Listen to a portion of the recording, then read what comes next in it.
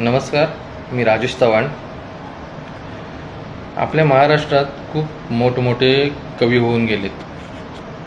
आजही त्यांची नावे सोनेरी अक्षराने लिहिली जातात. उदाहरणार्थ कवी कुसुमाग्रज, कवी केशवसूत, कवी गोविंदाग्रज, कवी ग दि माडगुळकर, कवयित्री बहिणाबाई चौधरी इत्यादी अजूनही आहेत. परंतु आजचा कवी कुठेतरी हरवला आहे. का कुणास ठाऊक माहिती नाही. शुद्ध वाणी, शुद्ध भावना ह्या कवींच्या मौल्यवान दागिन्याच जणू, कारण त्याच आधारे ते पुढे जात असतात.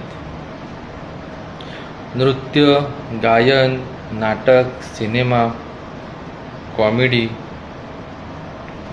ह्या कलांसाठी स्टेज असतात, कॉम्पिटिशन असते, पण कवीसाठी मात्र नाही.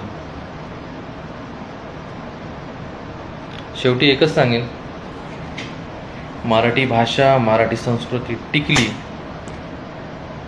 तरच मराठी कवी टिकेल. धन्यवाद.